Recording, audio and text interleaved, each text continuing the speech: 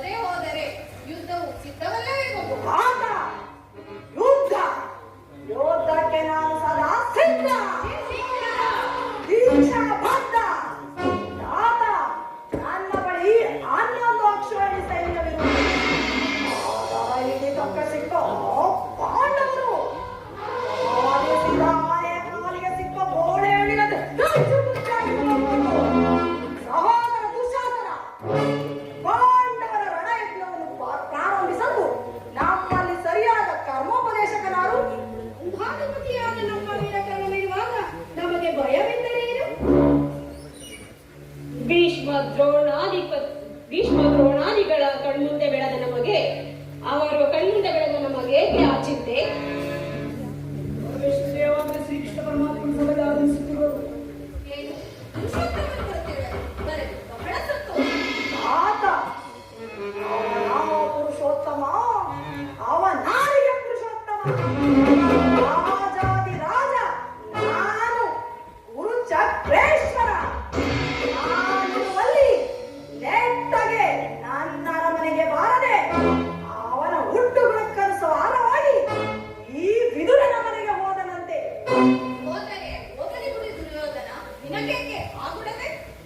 ಆತ ನನ್ನ ಅರಮನೆಯಲ್ಲಿ ಬಾರದ ಗೌರವ ಆತನಿಗೆ ಮತ್ತಿನ್ನೆಲ್ಲಿಂದ ಬರಬೇಕು? ಪಾಂಡವರಿಗೆ ಕೊಡಬೇಕಾದ ಅರ್ಥರಾಜ್ಯವನ್ನು ಪಡೆದು ಶ್ರೀಕೃಷ್ಣ ಪರಮಾತ್ಮನು ಕಾಯಮಾರಿಯಾಗಿ ಬದುಕಿರುವನೇ ಹೊರತು ನಿನ್ನಲ್ಲಿ ಯಾಚನೆಗಾಗಿ ವಿದುರ, ಪಾಂಡವರಿಗೆ ಕೊಡಬೇಕಾದ ಅರ್ಥ ರಾಜ್ಯದ ವಿಚಾರವನ್ನು ಚಕ್ರವರ್ತಿಯಾದ ನಾನು ನಿನ್ನಿಂದ ಕೇಳಿ ತಿಳಿದುಕೊಳ್ಳಬೇಕೆ? ಸಾಕು, ಸುಮ್ಮನೆ ಕುಳಿತುಕೋ. ಫಲವಂತನಾದ ನಿನಗೆ ನ್ಯಾಯವು ಒದಗಿದವೋ ಅಥವಾ ನ್ಯಾಯಕ್ಕೆ ನೀನೆಲ್ಲರೂ ಒದಗಿದವೋ ಆದರೂ ನನಗೆ ತಿಳಿದುಕೊಳ್ಳಲು ನಾನು ಎಲ್ಲಿಯೇ ತಿಳಿದಿಲ್ಲ.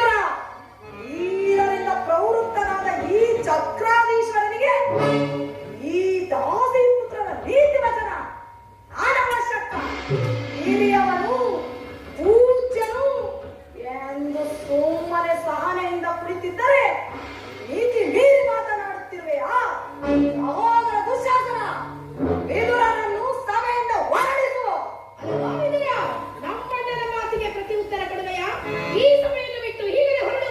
ಇಲ್ಲವಾದರೆ ನನ್ನನ್ನು ಈ ಸಭೆಯಿಂದ ಹೊರದೂಡುವಷ್ಟು ಸಾಮರ್ಥ್ಯ ಉಂಟಾಗಿದೆ. ಹಿಂದೆ ದ್ರೌಪದಿಯ ವಸ್ತ್ರಾಭರಣ ಕಾಲದಲ್ಲಿ ಆ ಭೀಮನು ಮಾಡಿದ ಪ್ರತಿಜ್ಞೆಯಂತೆ ನಿನ್ನ ಕೊನೆಯನ್ನು ಪ್ರಕಟಿಸುತ್ತಿರುವಾಗ ಅದನ್ನು ತಡೆಯಲೆಂದು ಇಟ್ಟುಕೊಂಡಿದ್ದ ಈ ಕನಸನ್ನು ಈಗಲೇ ಪ್ರಮಾದವಾಯಿತು. ದುರ್ಯೋಧನ ಪೂಜ್ಯರಾದ ವಿದುರರನ್ನು ಅಪಹಾಸ್ಯಕ್ಕೀಡು ಮಾಡಿ ಸರ್ವೋತ್ತಮವಾದ ಬಿಲ್ಲಿನ ಸಹಾಯವನ್ನೇ ಕಳೆದುಕೊಂಡೆಯಲ್ಲ ಮಿತ್ರ. ಕರ್ಣ, ಈತನ ಗೊಡ್ಡು ಬೆದರಿಕೆಗೆ ನೀನು ಕೂಡ ಹೆದರುವೆಯಾ?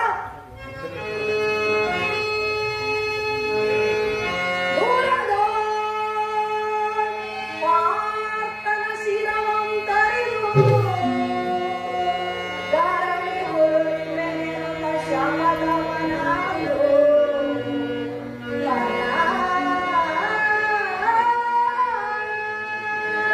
ಕರ್ಣ, ಮಹೇಶ್ವರನ ಕುವರನಂ ಮೆಚ್ಚಿಸಿ, ಪರಮೇಶ್ವರನ ಕುವರನಂ ಮೆಚ್ಚಿಸಿ, ವರಚಾಪವನಾಗಿ ನಿನಗೆ ಸರಿಸಮಂಜರೆ.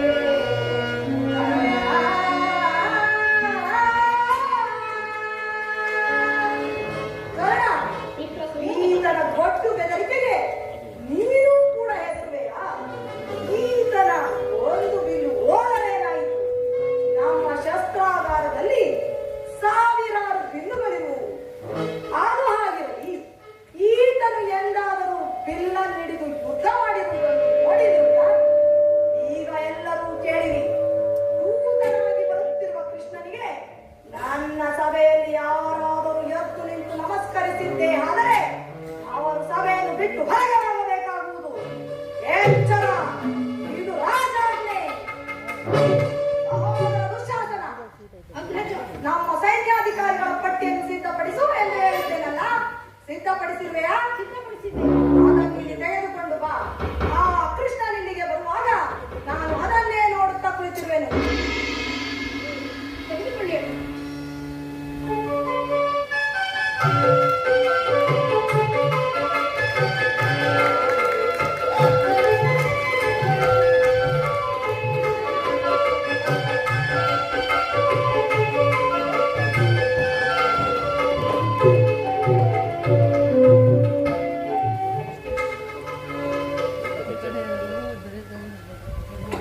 ಎಷ್ಟು ದುರಹಂಕಾರಿ ಈತನು. ಸಭೆಯಲ್ಲಿ ಭೀಷ್ಮ ದ್ರೋಣಾದಿಗಳಿಗೆ ಎದ್ದು ನಿಂತು ನಮಸ್ಕರಿಸಿದರು. ಈತನು ಮಾತ್ರ ಕಣ್ಣೆತ್ತಿಯೂ ನೋಡಲಿಲ್ಲ. ಇಲ್ಲದೆ ಕುಳಿತಿರುವನಲ್ಲ. ಇರಲಿ, ನನ್ನ ಪಾದದಿಂದ ಭೂಮಿಯನ್ನು ಮೆಟ್ಟಿ ತಾನಾಗಿಯೇ ಬಂದು ನಮಸ್ಕರಿಸುವಂತೆ ಮಾಡಿ. ಜಾಗೃತರಾಗು ನನ್ನ ಯೋಗ ಮಾಯೆ.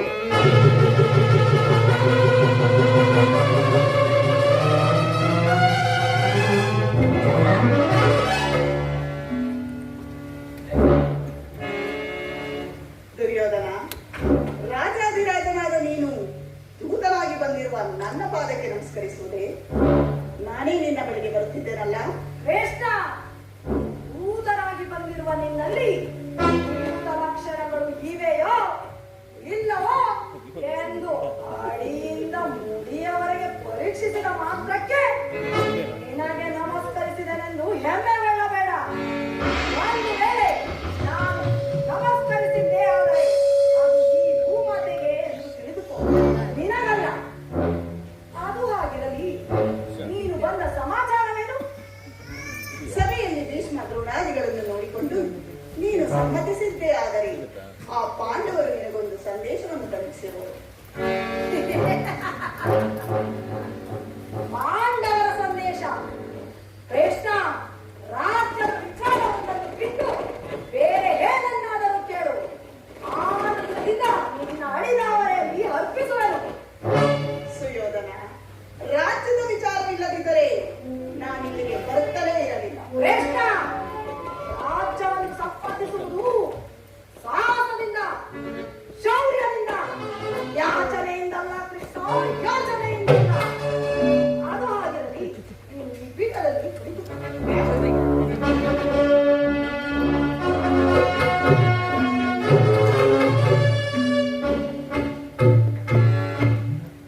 ಮುರಹರಿಯು ಸಭೆಗೆ ಬಂದ ಉದ್ದೇಶವನ್ನು ತಿಳಿಸಬಹುದು.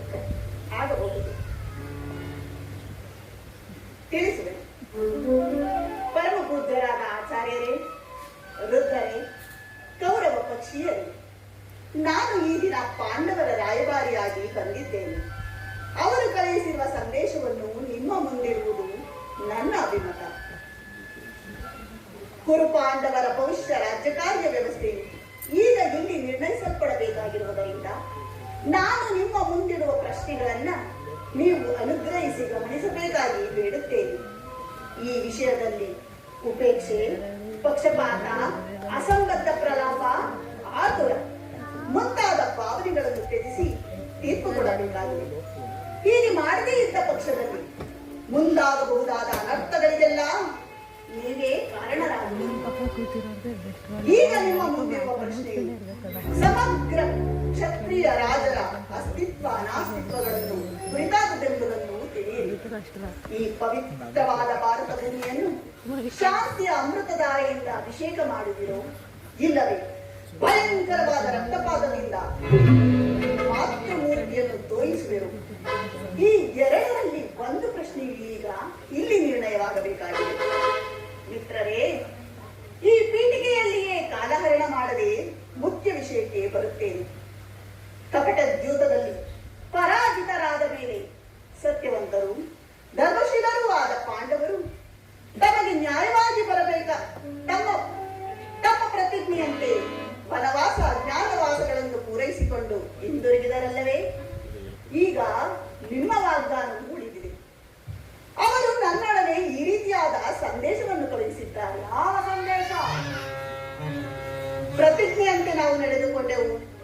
ಇಂದ ನೀವು ವಾಗ್ದಾನ ನೀಡಿದಂತೆ ನಮಗೆ ಸಲ್ಲಬೇಕಾದ ಅರ್ಧ ರಾಜ್ಯವನ್ನು ನಮಗೆ ಕೊಡಿ ಎಂದು. ಸಭಾಸದರೇ, ಪಾಂಡವರ ಈ ವಿನಯ ವಚನಗಳನ್ನು ಕೇಳಿದಿರಾ? ಬಾಲ್ಯದಿಂದ ನೀವು ತೋರುತ್ತಿದ್ದ ದೀರ್ಘ ವೈರವನ್ನು ಮರೆಯಲು ಪಾಂಡವ ಪುತ್ರರು ಸಿದ್ಧರಿದ್ದಾರೆ. ವಿಷಭೋಜನ, ಲಕ್ಷಗೃಹ ದಹನ, ಕಪಟ ದ್ಯೂತ ಇವೆಲ್ಲಕ್ಕಿಂತಲೂ ಮಿಗಿಲಾಗಿ ದ್ರೌಪದಿಯ ಮಾನಭಂಗ, ಈ ಮಹಾಪಾಪಗಳನ್ನು ಮನ್ನಿಸಿ ಪಾಂಡವರು ತಮ್ಮ ಭಾಗಕ್ಕಾಗಿ ನಿಮ್ಮನ್ನು ಯಾಚಿಸುತ್ತಿರುವಾಗ ಈ ಸುಸಮಯವನ್ನು ವ್ಯರ್ಥಗೊಳಿಸದೆ ಶಾಂತಿ ಸಮಾಧಾನಗಳಿಗೆ ಪ್ರಯತ್ನಿಸಿ. ಧೃತರಾಷ್ಟ್ರ ರಾಜೇಂದ್ರ, ಇದುವರೆಗೂ ನೀನು ನಿನ್ನ ಪುತ್ರರನ್ನು ಸ್ವೇಚ್ಛಾಚಾರಿಗಳಾಗಿ ಬಿಟ್ಟಿದ್ದಂತೆ ಮುಂದೆಯೂ ಬಿಡುವುದಾದರೆ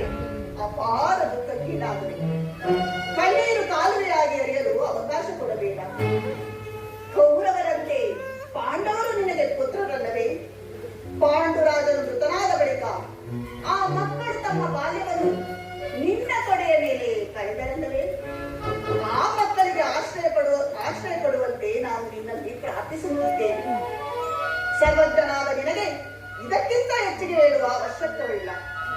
ಅವರ ಸಂದೇಶದೊಡನೆ ನನ್ನ ಸಂದೇಶವನ್ನು ಸೇರಿಸಿದ್ದೇನೆ.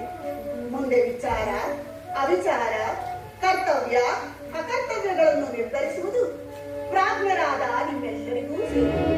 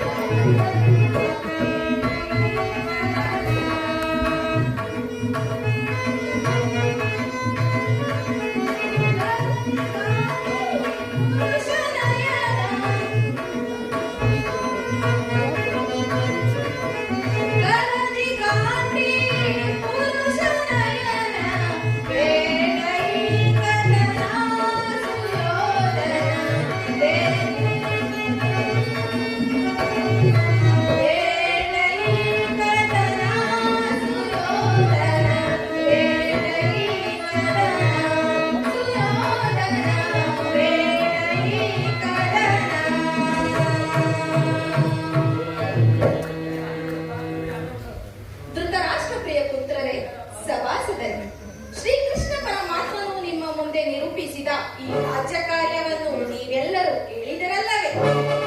ಆ ಸಲಹೆಗಳನ್ನು ಮನ್ನಿಸಿ ನೀವು ಅದರಂತೆ ನಡೆಯುವರೆಂದು ನಾನು ನಂಬಿದ್ದೇನೆ. ಶಾಂತಿ ಸಂಧಾನದ ಸುಸಮಯವನ್ನು ನಾವು ವ್ಯಕ್ತಪಡಿಸಿಕೊಂಡರೆ ಮುಂದೆ ಅಮೃತವು ವಿಷವಾಗುವುದು. ಕುಮಾರ, ದುರ್ಯೋಧನ, ನೀವು ಮತ್ತು ಪಾಂಡವರು ಸಹೋದರರಲ್ಲವೇ? ನಿಮ್ಮಲ್ಲಿ ಈ ವಿರೋಧ ಏಕೆ? ದುರಾಭಿಮಾನವನ್ನು ಬಿಟ್ಟು ಅನ್ಯೋನ್ಯ ಮೈತ್ರಿಯಿಂದಿರುವುದು ಮೇಲಲ್ಲವೇ? ಆಲೋಚಿಸುವೆ.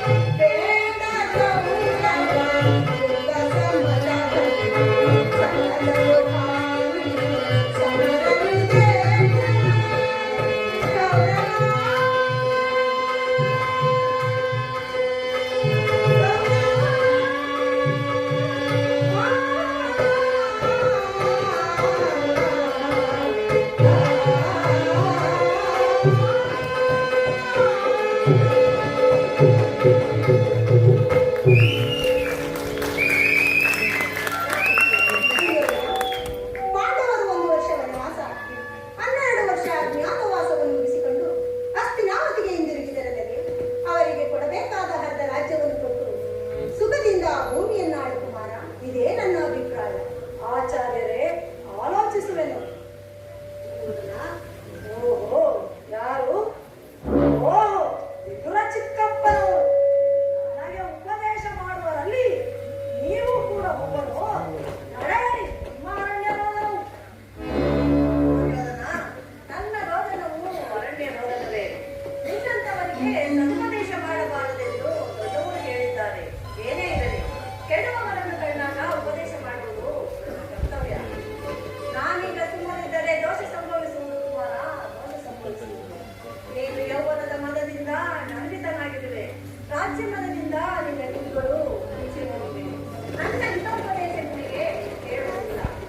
ಅದನ್ನೇ ಪಿತಾಮಹ ಭೀಷ್ಮರು, ಶ್ರೀಕೃಷ್ಣ ಪರಮಾತ್ಮರು ಹೇಳಿದ್ದಕ್ಕಿಂತ ಹೆಚ್ಚಿನ ನಾನು ಹೇಳಲಾರೆ. ಆದರೂ ಒಂದು ಮಾತು, ಇದೀಗ ಸಂಧಿಗೆ ಸುಸಮಯ. ಹಣದಿಂದ ಅದನ್ನು ಕಳೆದುಕೊಳ್ಳಬೇಡ. ಸುಖ ಸಂಪತ್ತುಗಳು ಶಾಶ್ವತವಲ್ಲ. ರಾಜ್ಯವನ್ನೆಲ್ಲ ನೀನೇ ಅನುಭವಿಸು. ನಿನಗೆ ಇಚ್ಛೆ ಇದ್ದಷ್ಟು ಭೂಮಿಯನ್ನು ಪಾಂಡವರಿಗೆ ಕೊಡು. ಇದು ನನ್ನ ಅಭಿಪ್ರಾಯ. ಈ ನೀತಿಯನ್ನು ಆ ಪಾಂಡವರಿಗೆ ಹೇಳಬಲ್ಲ ಏಕೆ? ಕೃಷ್ಣನಿಗಾಗಲಿ ನನ್ನನಾಗಲಿ ಆ ನೋವನಲ್ಲಿಯೇ ದೋಷಗಳು ಕಾಣುತ್ತಿರುವುದು. ಆ ಪಾಂಡವರು ನಿರ್ದೋಷಿಗಳಲ್ಲವೇ? ಕುಂತಿ ಪುತ್ರ ಪಕ್ಷಪಾತಿಯಾದ ನೀನು ನಿನ್ನ ಸ್ವಭಾವಕ್ಕೆ ತಕ್ಕದನ್ನೇ ಹೇಳಿದೆ. ಕೃಷ್ಣ, ಮಹಾನುಭಾವನಾದ ನೀನು ನಿನ್ನ ದೌತ್ಯವನ್ನು ಬಹು ಶ್ಲಾಘನೀಯವಾಗಿಯೇ ಮುಗಿಸಿದೆ. ಈ ನಿನ್ನ ಬರುವ ಮಾತುಗಳಿಗೆ ಬಾಡಂಬಡುವ ಬುದ್ಧಿಹೀನನು ಮಾತ್ರ ಈ ದುರ್ಯೋಧನನಲ್ಲ. ಇದು ಶುದ್ಧ ಕ್ಷತ್ರಿಯನ ರಕ್ತ. ಅಭಿಮಾನ ಶೂನ್ಯತೆಯ ಕೊಳಕು ನೀರಲ್ಲ ಕೃಷ್ಣ, ಕೊಳಕು ನೀರಲ್ಲ. ಇಷ್ಟೊಂದು ಅಪಮಾನವೇ? ಇದು ನಿನ್ನ ದುರಗ್ರಹದ, ದುರಹಂಕಾರದ, ದುಸ್ಸಹವಾಸದ, ದುರಾಶ್ರಯದ ದುರಭಿಮಾನ. ವಿಚಾರ ಮಾಡು ಕೌರವೇಶ್ವರ. ಕೃಷ್ಣ, ಸಾಕು ನಿನ್ನ ವಾಗ್ದಾನತ್ವ. ಏನಂದೆ? ನಮ್ಮದು ದುರಾಗ್ರಹದ, ದುರಹಂಕಾರದ, ದುಸ್ಸಹವಾಸದ, ದುರಾಶ್ರಯದ ದುರಭಿಮಾನವೇ? ಹಾಗಾದರೆ ಕೇಳು ವಾಸುದೇವ, ಈ ಕೌರವನನ್ನು ಸದಬಡೆಯಬೇಕೆಂದನಲ್ಲವೇ? ಆ ನಿನ್ನ ಹೊಟ್ಟೆ ಮಗ ಭೀಮ, ಅದು ಅದು ಕೃಷ್ಣ ದುರಾಗ್ರಹ. ಲೋಕೈಕ ವೀರನಾದ ನನ್ನ ಪ್ರಾಣ ಮಿತ್ರ ಅಂಗಾಧಿಪ ಕರ್ಣನನ್ನು ವಧಿಸಬೇಕೆಂದನಲ್ಲವೇ? ಆ ನಿನ್ನ ನಪುಂಸಕ ಪಾತ್ರ, ಅದು ಅದು ಕೃಷ್ಣ ದುರಹಂಕಾರ. ಅಭಿಮಾನ ಶೂನ್ಯತೆಯಿಂದ ನಿನ್ನಂತಹ ಕಾಪಟಿಯ ಸ್ನೇಹವನ್ನು ಬೆಳೆಸಿದರಲ್ಲವೇ ಆ ಪಾಂಡವರು? ಅದು ಅದು ಕೃಷ್ಣ ದುಸ್ಸಹವಾಸ. ದುರ್ಯೋಧನ ದುಶ್ಯಾಸನರನ್ನು ಒಡಿಗೈದು ಖಂಡದಲ್ಲಿ ನಮ್ಮ ಧ್ವಜ ಪತಾಕೆಯನ್ನು ಆರಿಸಬೇಕೆಂದರಲ್ಲವೇ? ನಿನ್ನ ಹೇಳಿ ಪಾಂಡವರು. ಅದು ಅದು ಕೃಷ್ಣ ದುರಾಶಯ. ನಾವೇ ಸಮರ್ಥರು, ಜಯಶೀಲರು ಎಂದು ಹೆಮ್ಮೆಗೊಳ್ಳುತ್ತಿರುವರಲ್ಲವೇ? ನಿನ್ನ ಹೇಳಿ ಪಾಂಡವರು. ಅದು ಅದು ಕೃಷ್ಣ ದುರಾಶಯದ ದುರಾಭಿಮಾನ. ಎಚ್ಚೆದು ಕೃಷ್ಣ, ನೀವ್ಯಾರೇ ಏನೇ ಹೇಳಿದರು ಈ ಕೌರವನ ನಿರ್ಧಾರ ಚಲಿಸದು, ಚಲಿಸಲಾಗದು, ಚಲಿಸಲಾಗದು. ಸುಮ್ಮನೆ ಕಂಠ ಶೋಷಣೆಯಿಂದ ಏನು ಪ್ರಯೋಜನವಿಲ್ಲ ಕೃಷ್ಣ, ಏನು ಪ್ರಯೋಜನವಿಲ್ಲ.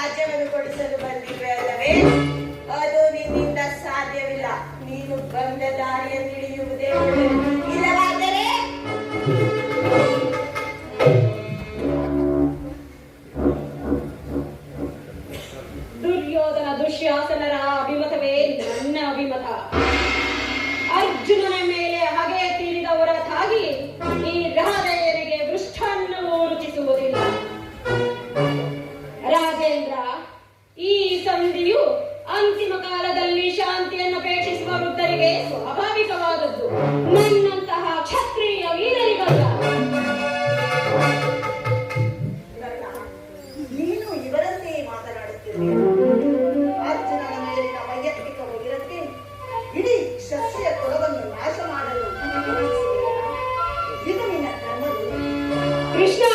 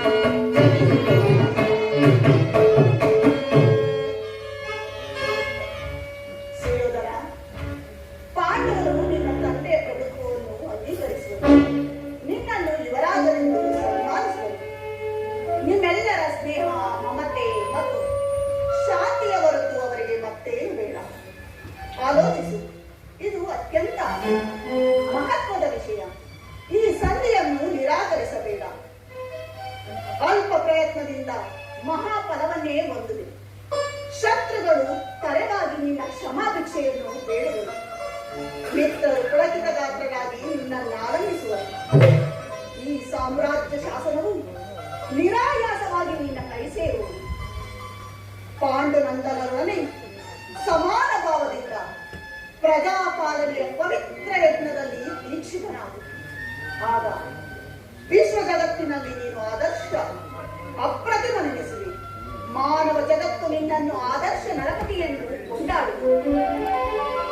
ಪಾಂಡವರಿಗೆ ಅವರ ರಾಜ್ಯದ ಮೇಲಿನ ಹಕ್ಕನ್ನು ಒಪ್ಪಿಕೊಳ್ಳದಿದ್ದರೆ ಹೋದರು. ಅವರ ಈ ಇಷ್ಟವನ್ನು ನೆರವೇರಿಸು. ಸಂಧಿಗೆ ಸಮ್ಮತಿಸು.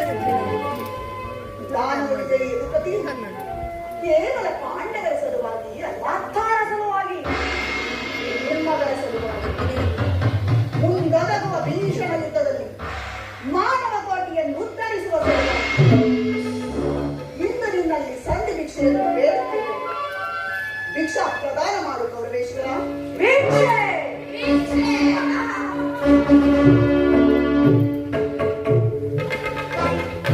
ಇದರಲ್ಲಿ ನನ್ನ ಅಪರಾಧವೇನು ಎದುರಾಜ?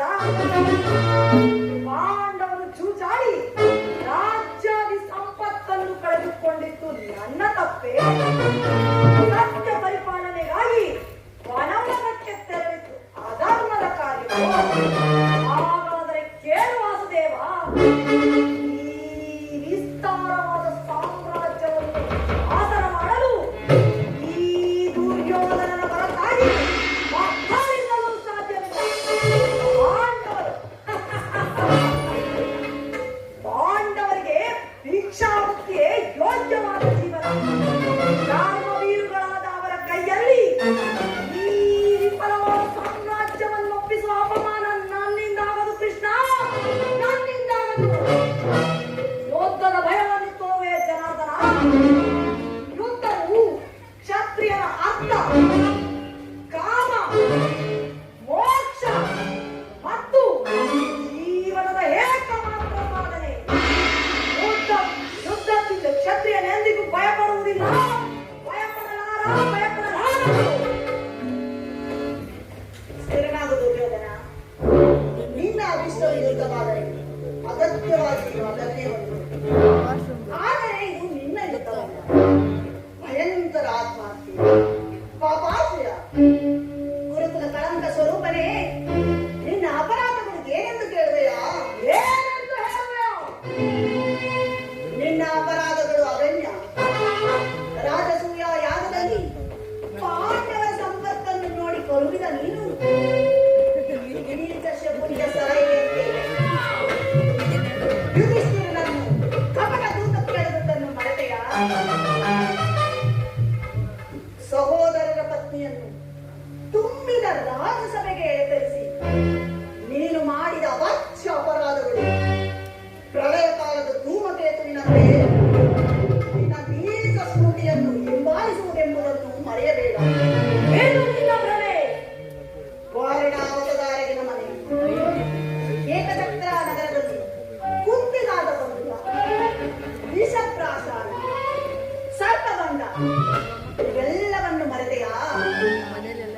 ಭೀಷ್ಮ ದ್ರೋಣಾದಿ ಗುರುಜನರ ಮಾತನ್ನು ನಿರಾಕರಿಸಿ ಅನ್ಯಾಯಾಚರಣೆಯಲ್ಲಿ ಪ್ರವೃತ್ತರಾದ ನಿನಗೆ ಕೀರ್ತಿಯು ಶ್ರೇಯಸ್ಸು ಯಾಕೂ ಲಭಿಸದು. ಏನು ನಿನ್ನ ಭ್ರಮೆ?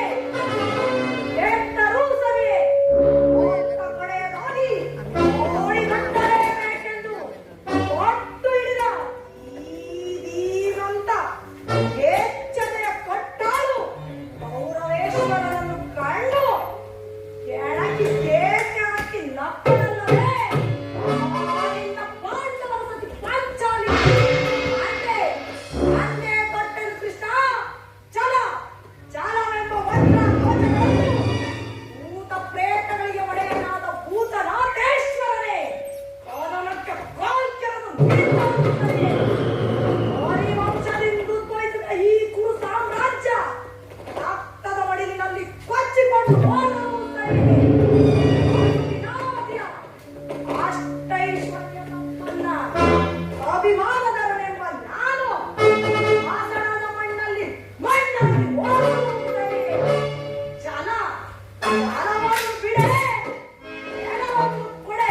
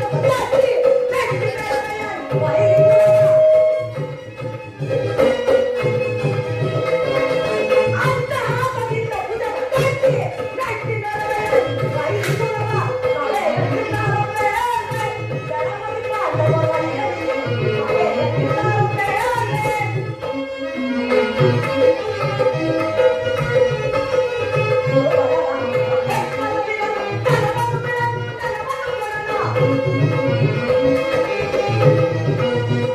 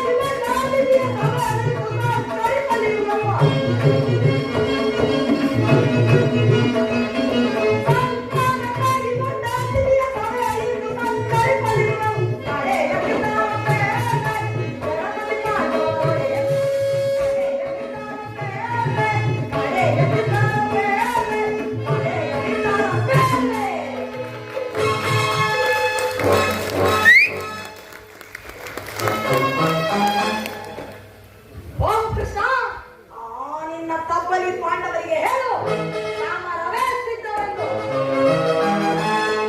ಪರಮೇಶ್ವರ, ಪಾಂಡವರ ಮಾನವರಿಗೆ ಈ ಕೃಷ್ಣನ ದರ್ಶನ ಹೋಗಿದರೆ ಎಷ್ಟು ಹೊತ್ತು ಸಹಿಸಬಲ್ಲೆ?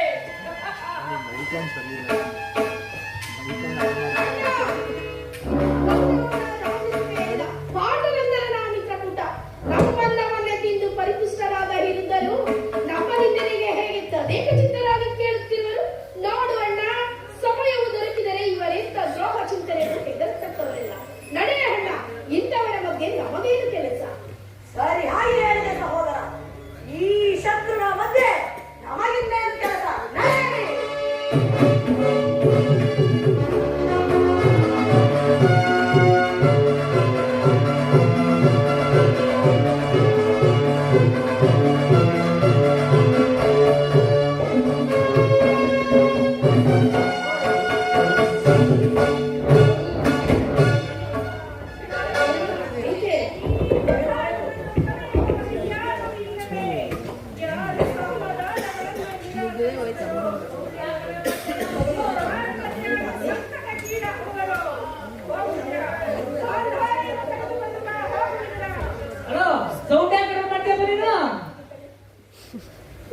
ನೀವು ಈ ದುರ್ವೃತ್ತವನ್ನು ದಮನ ಮಾಡಲಾರದವರಾದರೆ ನಿಮ್ಮ ವಿಖ್ಯಾತ ವಂಶದ ಗೌರವವನ್ನು ಹೇಗೆ ತಾನೇ ರಕ್ಷಿಸಿಕೊಳ್ಳಬಲ್ಲಿರಿ? ನಿಮ್ಮ ಕಣ್ಣುಗಳ ಮುಂದೆ ನಡೆಯುತ್ತಿರುವ ಈ ಅತ್ಯಾಚಾರವನ್ನು ನಿಲ್ಲಿಸುವುದಾದರೆ ದುರ್ಯೋಧನ, ದುಶ್ಯಾಸನ, ಶಕುನಿ ಈ ಮೂವರನ್ನು ಬಂಧನದಲ್ಲಿಟ್ಟು ಪಾಂಡವರೊಂದಿಗೆ ಸಂಧಿ ಮಾಡಿಕೊಳ್ಳಿ. ಕುಲವನ್ನು ರಕ್ಷಿಸುವ ಸಲುವಾಗಿ ಒಬ್ಬ ಮನುಷ್ಯನನ್ನು, ಗ್ರಾಮದ ರಕ್ಷಣೆಗಾಗಿ ಕುಲವನ್ನು, ದೇಶದ ರಕ್ಷಣೆಗಾಗಿ ಗ್ರಾಮವನ್ನು, ಆತ್ಮ ರಕ್ಷಣೆಗಾಗಿ ಸರ್ವಸ್ವವನ್ನು ತ್ಯಜಿಸಿಕೊಂಡು ನ್ಯಾಯವೆಂದು ಶಾಸ್ತ್ರಗಳು ಹೇಳಿವೆ. ಈ ಅನೈತಿಕವಾದ ಯುಗದಿಂದ ಭರತ ವರ್ಷದ ವೀರ ಯೋಧರ ರಕ್ತವನ್ನು ಚೆಲ್ಲಲೇಕೆ?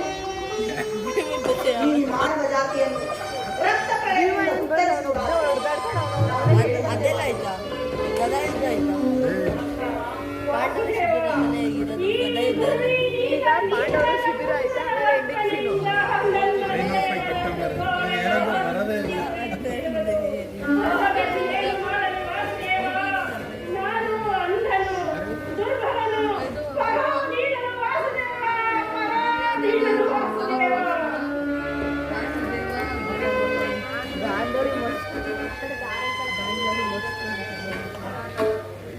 ಕುಮಾರವೇಲಿ, ಗಾಂಧಾರಿ, ರಾಜ್ಯ ಲೋಕದಿಂದ ಉನ್ನತ ಪ್ರಾಯನಾದ ದುರ್ಯೋಧನನನ್ನು ಸಂಧಿ ಬಲಪಡಿಸುವ ಕಾರ್ಯವು ನಿನ್ನದು ಗಾಂಧಾರಿ.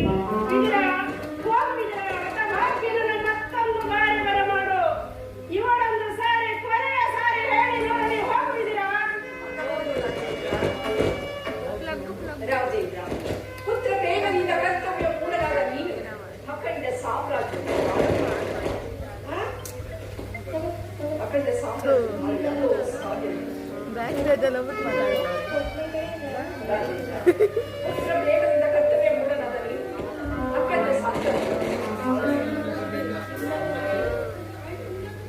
ದುರಾಚಾರ್ಯ ದುರ್ವಿನೀತನವಾದ ದುರ್ಯೋಧನ ಕೈಯಿಂದ ರಾಜನನ್ನು ಬಂಧಿಸುವುದ ಧರ್ಮದ ಆಹ್ವಾನ ಕೊಟ್ಟಂತಾಗುವುದು, ನರಕವನ್ನು ಕೈ ಬೀಸಿ ಕರೆದಂತಾಗುವುದು. ಆದರೆ ಗುರು ವೃದ್ಧರ ಮತ್ತು ಶ್ರೀಕೃಷ್ಣನ ಮಾತಿನಂತೆ ನಡೆಯುವುದರಿಂದ ಧರ್ಮದ ಉದ್ಧಾರವಾಗುವುದು, ಸ್ವರ್ಗದ ದಾರಿಯೂ ನಿರಪದವಾಗುವುದು.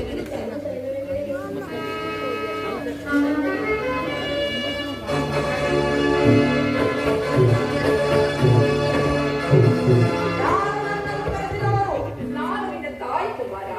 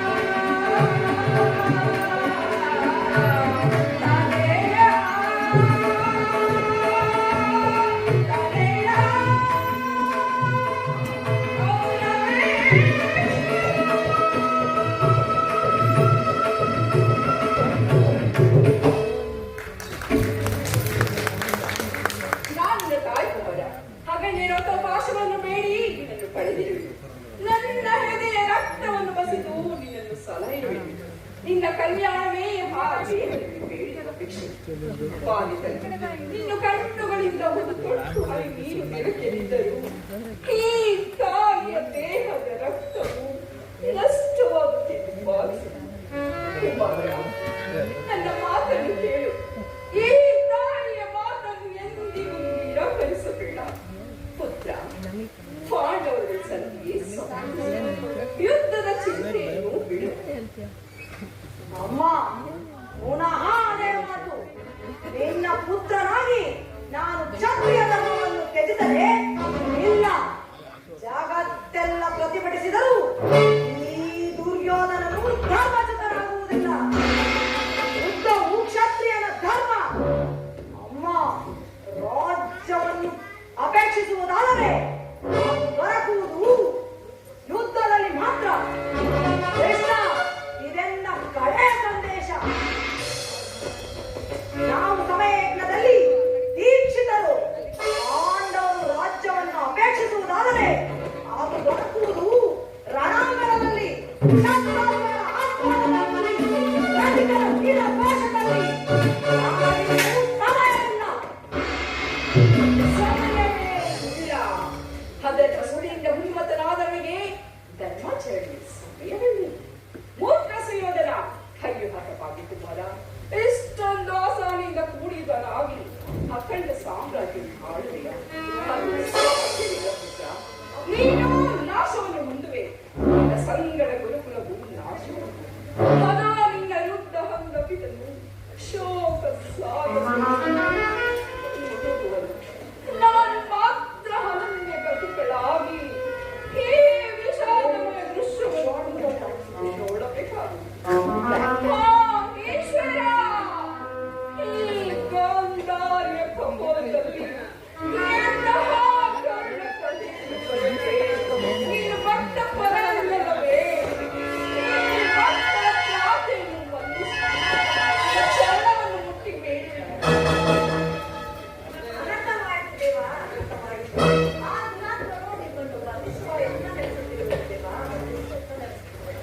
ಅಸಂಭವ. ನಾನು ದೂತನು. ದೂತನನ್ನು ಬಂಧಿಸುವುದು ರಾಜನೀತಿಗೆ ವಿರುದ್ಧವಾದದ್ದು.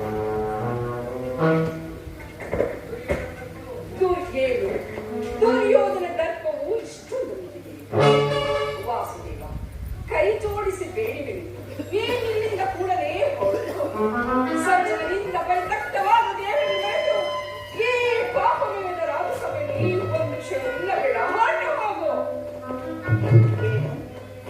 ನಾನು ದುರ್ಯೋಧನನಿಗೆ ಎದುರು ಇಲ್ಲಿಂದ ಹೋಗುವುದು ಇಲ್ಲ, ಅದೆಂದಿಗೂ ಆಗದಂತ ಮಾತಲ್ಲ. ಕಂಸ ಶಿಶುಪಾಲಾದಿ ದಾನವರನ್ನ ಲೀಲಾ ಮಾತ್ರದಿಂದಲೇ ಸಂಹರಿಸಿದ ಕೃಷ್ಣನು ಕೇವಲ ದರ್ಪಾಂಧನಾದ ಒಬ್ಬ ಸಾಮಾನ್ಯ ಮನುಷ್ಯನಿಗೆ ಎದುರುವುದಿಲ್ಲ. ರಾಜಮಹಿಷಿ, ಈ ಚಕ್ರದಲ್ಲಿ ಎಷ್ಟು ಶಕ್ತಿ ಇರುವುದೆಂಬುದನ್ನು ನೀವು ತಿಳಿದಿರಬೇಕು. ಇದರ ಒಂದಲ್ಪ ಆವರ್ತದಿಂದ ಜಗತ್ತಿನ ಪ್ರಳಯವು ಪ್ರಾರಂಭವಾಗುವುದು. ಆಕಾಶ ಗ್ರಹತಾರಕ ಸಮೂಹವು ಮಕ್ಕಳ ತಿರುಗಲ್ಲಿನಂತೆ ಕುಣಿಯತೊಡಗುವುದು.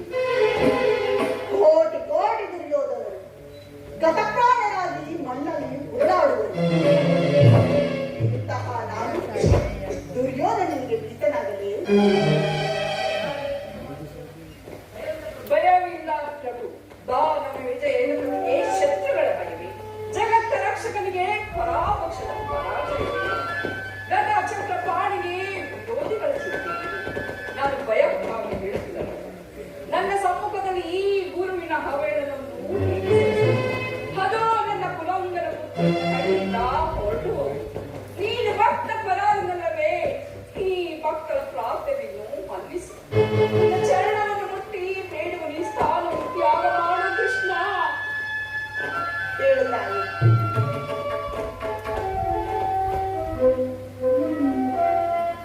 ಇಂದು ನಿನ್ನ ಸಲುವಾಗಿ ನಾನಿಲ್ಲಿಂದ ಪಲಾಯನ ಮಾಡುವುದು. ಆದರೆ ಯಾವ ಮಹೋತ್ತರ ಕಾರ್ಯದಿಂದ ನಾನು ಇಲ್ಲಿಗೆ ಬಂದೆನು, ಅದು ದೀಪವನ್ನು ಮುಟ್ಟಿದ ಪತಂಗದಂತೆ, ಬಿರುಗಾಳಿಗೆ ಸಿಕ್ಕಿದ ಹುಲ್ಲುಕಡ್ಡಿಯಂತೆ ಕ್ಷಣಮಾತ್ರದಲ್ಲಿ ನಷ್ಟವಾಯಿತು.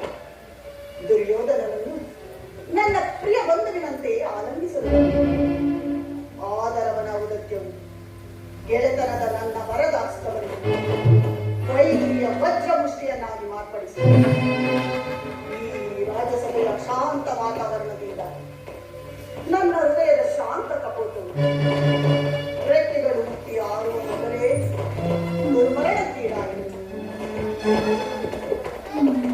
ಆಸೆಯಿಲ್ಲದೆ ನಿರಾಸನಾಗಿ ಹಿಂದಿರುಗುವೆನು.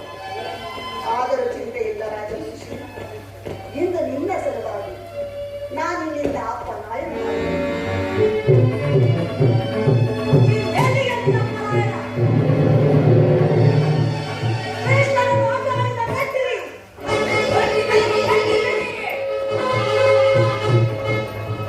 ಯಾರನ್ನು ಬಂಧಿಸಿದರೋ ಅಂದ ಮತಿಗೆ ಬಟ್ಟೆಯಿಂದ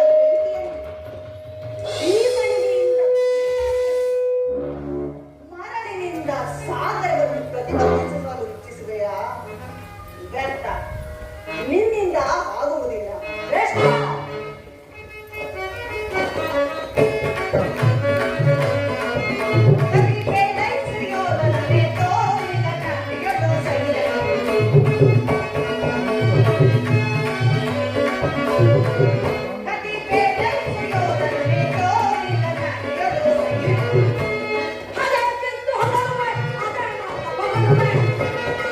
Thank you.